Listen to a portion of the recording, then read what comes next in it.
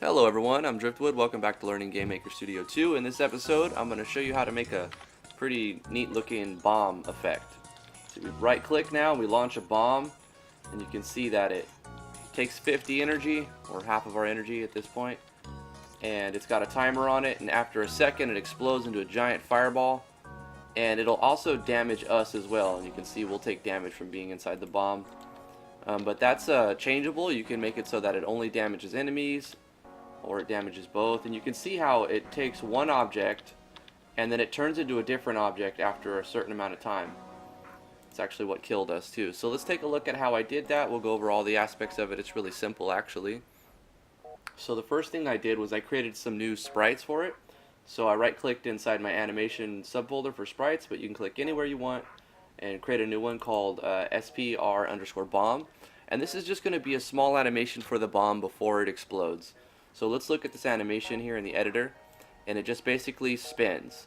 So all I did to make this happen was I picked like an orange color, and I picked like a circle tool, and I'm using 16 by 16, but for whatever resolution you want it to be about that size on your screen, and just do a couple of rotations without hitting any of the edges, otherwise it'll get cut off. So if you do manage to hit some of the edges in your animation, you could just go to the eraser and sort of select the right size, about like that, and then just kind of left click and hold as the animation is going. It'll erase them off the edges, so that's a quick trick to get around it. So just do that a few more times. Lower the size of your thing, change the color, and then as it's animating, just draw a little bit more in the circle and stuff like that. So we've got a little spinning ball, or that's our bomb before it launches.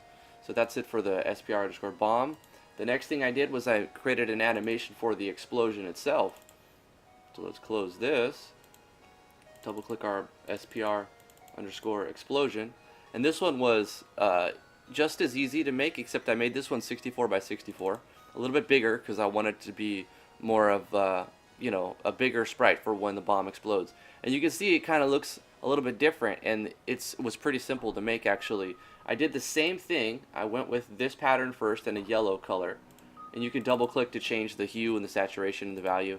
And then as it was animating, it was just a blank thing, and I just did a few circles in the center like that. And then I took a smaller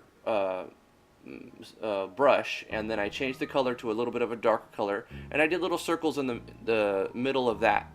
Then I did it one more time. I clicked like a red color, and then I did little circles in the middle of that. And then I took the eraser tool, and I took, I think it was this sprite, and I just kind of like left clicked while this thing was drawing to get rid of all the stuff off the edges, except for maybe this one little lick that sort of looks natural.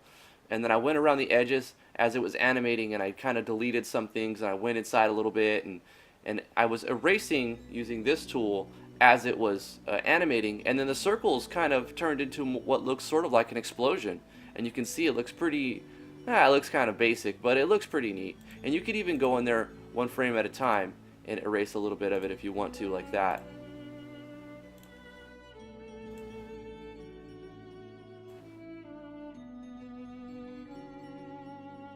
Or edit it however you want it to be. What you can do is take this tool and select the color you want to use, and then go back into it and say, hey, I actually wanted it to be more like this.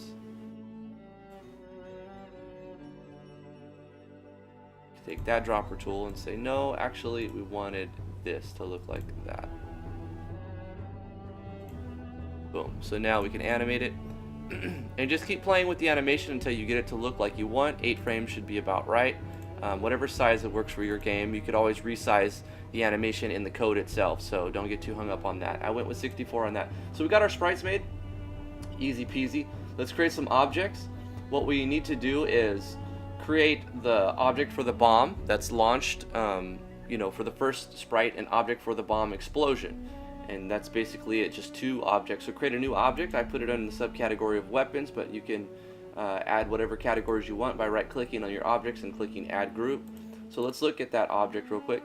In the bomb, we've set it to visible, so it does an invisible draw event that says draw self. That's all that really does.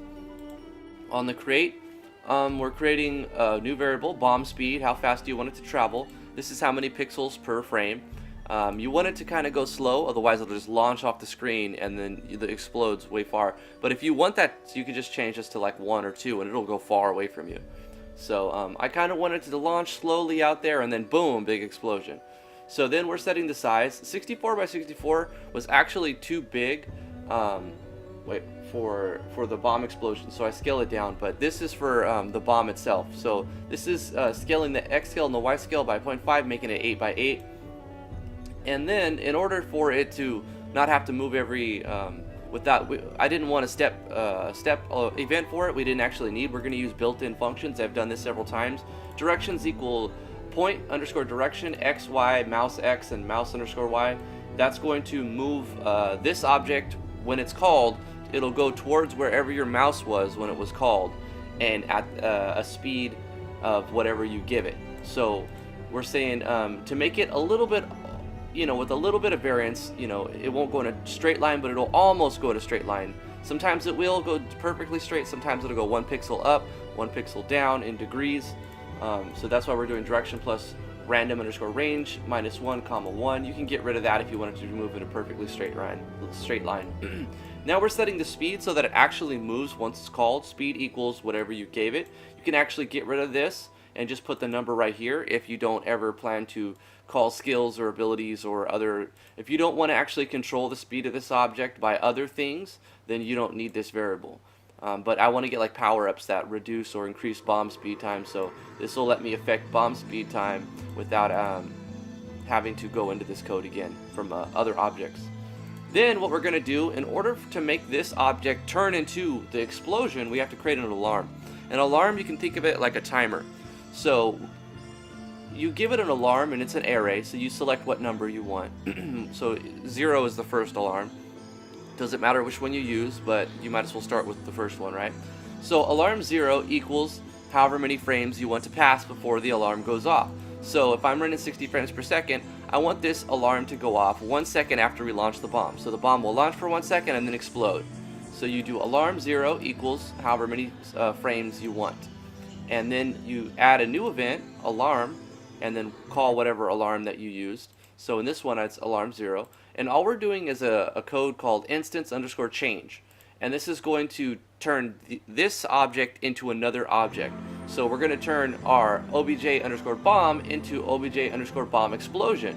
So the second argument in this function, it's asking, do you want obj underscore bomb explosion to run its create event when you call it or not? We do want it to call its create event, so we're going to say true. So we just call our object and then we say true, and that's it for the bomb itself. Once it's called, it will be launched, and it will move at this speed and in this direction wherever the mouse is at, and it'll look 8 by 8 because of the size and everything, and it'll call alarm after second and turn into that bomb explosion. So let's look at the bomb explosion here. So the bomb explosion is our larger sprite, 64 by 64, but we're actually going to scale it down. So we're going to say on the create step, make it 0.1 x scale, 0.1 y scale. So it's actually only going to be 6 pixels. It'll round down to 6. So it'll start with 6 by 6 pixels. We're going to add a step event. On the step event, we want to gradually increase the size because it's an explosion, right? You can imagine it expands. But we also want to make its opacity drop down. So we're going to go image underscore x scale equals image underscore x scale plus 0.05. That means every frame it's going to get bigger. And we're going to say image underscore y scale equals image underscore x scale. That means it's going to be proportional. So if the x scale gets bigger, it doesn't just get stretched out horizontally. It will get stretched out horizontally and vertically. We can also do image underscore y scale equals image underscore y scale plus 0.05, but this is less code and it works the same. So we want to also make it invisible and have some way to eventually get rid of this object. So we're going to go image underscore alpha equals image underscore alpha minus 0.01. So it's going to continue to lose alpha value, and 1 is fully visible and 0 is completely invisible. So after about 100 frames, it's going to be completely wiped off the map, because we're going to make a conditional statement that says if our image underscore alpha is less than or equal to 0, then destroy this instance. So this object will exist until its alpha becomes invisible, at which point it would still exist if this wasn't here. It would just not be seen. So we want to get rid of that because it's actually going to cause damage. So we don't want invisible damage things, right? So once it becomes invisible, get rid of it and clear the memory. So then we're going to add a new event if this object collides with the player. So let's do that. So we're going to say with other. That means now we're looking at the player's X and Y location. We're going to say obj_status.player health. If you're storing your health on the player object, you can just say player health without the prefix of what object you're calling it in. I'm storing all of the player stats, well, most of them, in obj_status. So even though I'm doing with other, you can still call other objects. So we're inside of the player object here, but we're also calling the status object. So we're saying our player health equals our player health minus 1. So every frame that the player is in the blast radius of this bomb as it's expanding is going to lose 1 HP. So it's going to steadily drop our HP.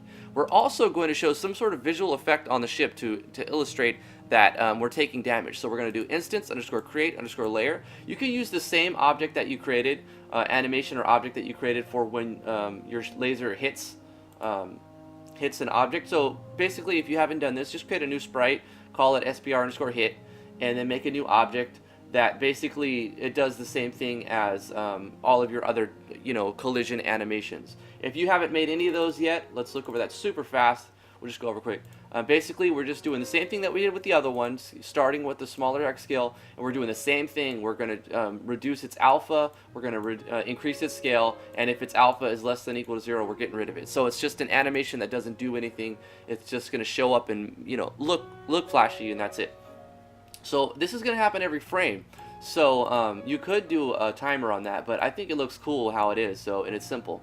So the reason why this needs to be with other, besides outside of it, because this is going to take the player's X and Y location and make this object hit will appear on the player's ship, so it shows that the player's getting hit.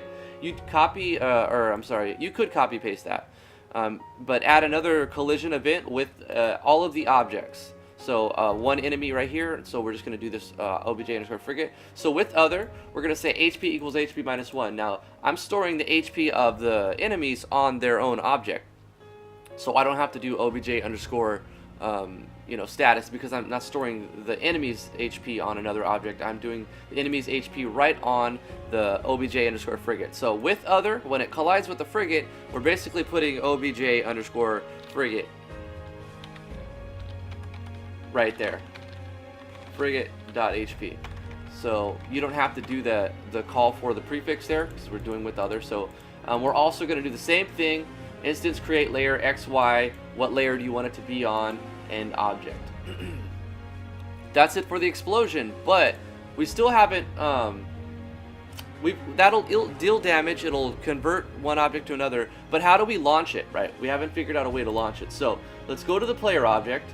On the step event of the player object, where we have our fire lasers with the left mouse button, you can kind of copy that and paste it underneath right here. Change MB left to MB right. So now if we're pressing right mouse button, and we're going to create a new variable called bomb cooldown. So go to the create step, add another one, bomb cooldown. Set it to 0 or whatever you want it to be, because the cooldown is going to be it'll go down once every frame, and you'll see how we do that at the bottom here. So we're going to say if we're pressing right mouse button, 2 ampersands, or you can alternatively just type and that works exactly the same. It's just been aliased. So if our cooldown is less than or equal to 0, and we press right mouse button, and our object_status.player energy, wherever you're storing the energy bar, if you have an energy bar, and we have at least 50 energy, greater than or equal to 50. If you're storing it on the player, you would do obj_player.energy, or however you do it. I'm storing this variable on my status, so that's why it says obj_status.player energy greater than or equal to 50. So we've got this condition has to be met. We see got 2 ampersands here. This condition has to be met, and this condition has to be met. So if all three things are met, then this is what's going to happen. So we're pressing right mouse button, we are not on cooldown, and we have enough energy to launch it. We're going to say lose that energy. So this is just requiring it, that's not taking it, that's just saying we can't do it without having that. This right here is going to actually reduce 50 energy from our current energy. So obj_status.player energy equals obj_status.player energy minus 50. And once again, wherever you're storing this variable, you reference that right there. Unless it's on the player event itself, then you can just say player energy equals player energy minus whatever. Then we're going to throw up a couple of animations for it. We're going to say instance create layer. XY location is going to be based on the object itself. So this is the player's X, the player's Y, the instance layer 2, which you're seeing the title screen here. But if I go here, you see that we've got layer 2. So we're creating this on right above all of the other animations, all the player and everything, and the ships, which are instance layer 1. So the animations appear above the ships. So we're going to say obj_shoot, the same animation for our laser, and then we're, like I said, copy paste it. You would already have this here. Everything's the same. Then we're going to actually do that obj bomb. This is where we create the first bomb thing that we've already, this is where we call and make it into the game. So we're going to use this one. If all these are met, we spend that energy, we make the shoot animation, and we create the object bomb. Then we need to set our cooldown on so that we can't throw so many bombs. You can set this to whatever arbitrary number you want. I've set it to 240, which is 4 seconds at 60 frames per second. So that's how we launch the bomb right there. And we close that off. And now we need to add one more thing for the cooldown. Every frame we need to reduce the cooldown, right? So if bomb cooldown is greater than 0, then bomb cooldown equals bomb cooldown minus 1. So every frame it's taking away one of those cooldowns. That way, once you launch a bomb, you're not completely unable to launch a bomb. So this just makes it so after 4 seconds, you'll be able to do this again if you have the energy. And you should already have code that restores the energy. If not, I could show you that code real quick. obj_status on the step phase.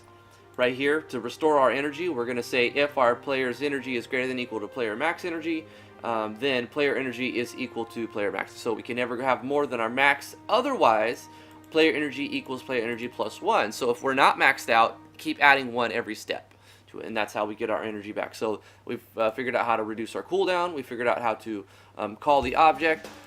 We've figured out how to transfer one object into another object. We've made animations. And we've created those objects that are just going to expand and get bigger. Now we're going to fly around and right click. You see that little animation played on the ship as we launched it, right? Because there was 2 animations. A little splash animation right there and that. And then after a second, the alarm goes off. And you can see that it's going to damage everything. Boom, boom, boom, boom, boom, boom, boom.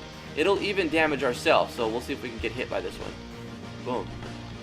And that's what ended up killing us. But that's it. I thought that was a pretty cool little trick to do all that together.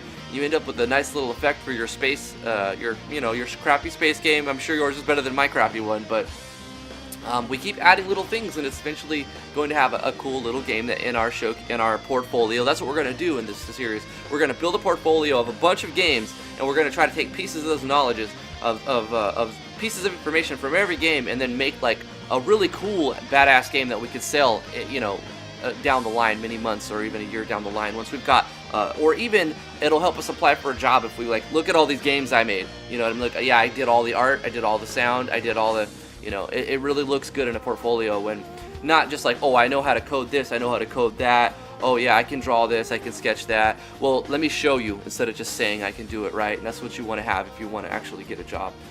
A demo reel or portfolio is so powerful in an interview. But yeah, thank you guys so much for watching. If you've enjoyed these GameMaker Studio 2 tutorials, please give this video a thumbs up. This series isn't getting as many views as my other things, so I'm doing this just because I know that a lot of you want this information, but it's not the thing that's going to make me really any money at all.